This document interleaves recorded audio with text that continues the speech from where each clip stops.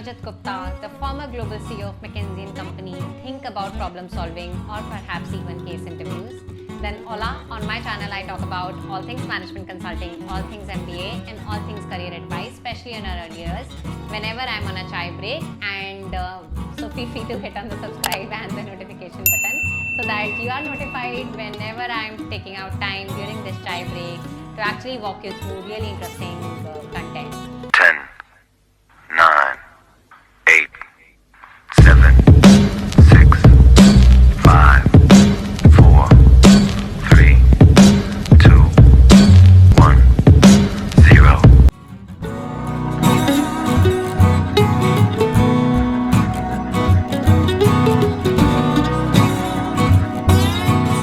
Very interesting because Rajat Gupta had taken our flagship and the first masterclass on management consulting and sustainability in my education venture.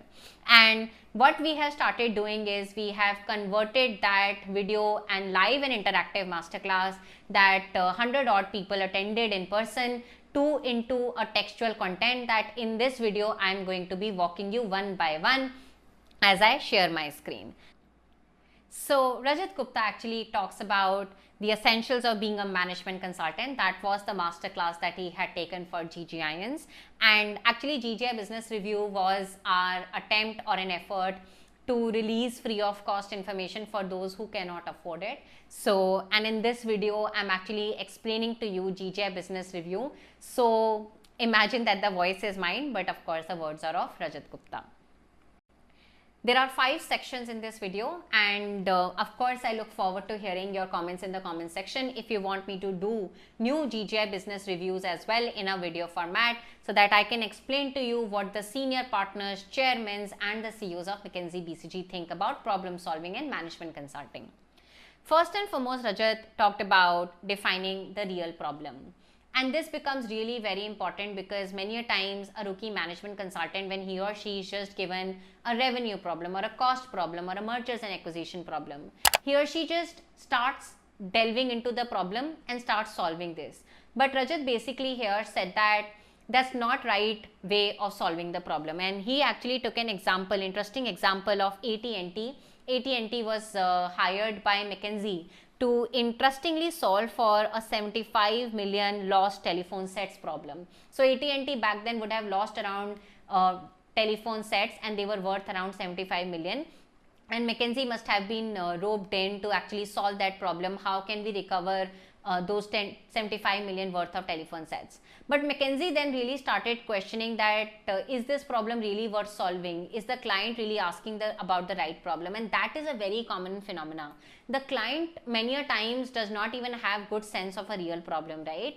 And that is why consultants as advisors come in really very handy, where they teach you, guide you and mentor you that you're not even thinking perhaps about the right problem. And Rajat also mentions why. Yeah. AT&T was actually going to spend more than $1 billion to actually recover these $75 million worth of telephone sets. So it's a very good example and a case study of a client not even asking the right problem, right?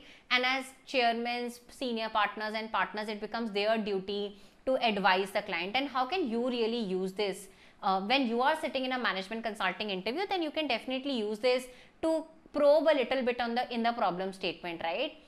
Many times in the case interview, you do not have a lot of time to actually probe or question the question, but in a subtle fashion, you could always try to understand the problem in a better fashion. And we move to second point, which is analytics for solving problems. So Rajat basically mentioned that the second tip for you to become a good management consultant is to have good analytical tools at your disposal to solve interesting problems. And I remember that he had picked up a jams and jelly case based out of Boston when he was a management consultant in US, and he had legitimately used Solver, which is actually an optimization tool on Excel, to figure out which factory line to stop and which factory line to continue. So that is second answer, that as a management consultant you should be very comfortable with analytical skills, because you are not just speaking from the seat of your pants. You need to have data. Opinions come cheap. Everyone has opinion, but if you have research, if you know how to use numbers, then you can become a good management consultant. The third one becomes really very important, because which is thinking outside of the box. And to help you appreciate these points when you are in a case setting, then after scoping the problem, after analyzing the problem, in the last 2 to 3 minutes you have a recommendation. The recommendation section becomes really beautiful section where you can think outside of the box, where you can show your creativity. And here is what Rajat mentions, if I have to quote what he said, that a similar incident happened with the Scandinavian arm of McKinsey & Company. Rajat, during his journey in McKinsey, had actually led the Scandinavian arm, where a pharma company in Norway was looking to expand its market into neighboring Scandinavian countries. And after, the problem statement that was given to McKinsey was to expand the product line or expand the venture into the neighboring Scandinavian country. But after analyses, after thinking outside of the box, McKinsey in this case found that they could actually expand the product line across the globe for the client, right? Which is that you're not just doing what the client is asking you to do, you're thinking outside of the box that, hey, I found an insightful piece of information and I can use it to actually further enhance the business of the client. Which brings us towards the fourth stage, which is development for growth. Now, this is again a little more relevant as and when you mature as a consultant, right? Not management consultant, early stage consultants are not typically involved in business development, right, or developing new clients. You are involved in a day-to-day proposal work. For example, at My Education Venture, I have a non-profit arm through which we advise leading NGOs, and I do understand how hard is it to build that portfolio of clients. We actually do that absolutely pro bono. That's one of my if I were to really take a deviation, at BCG, I was working for equivalent of Fortune 500, and I always thought, if rich people will make other rich people richer, then what will happen to the bottom of the pyramid?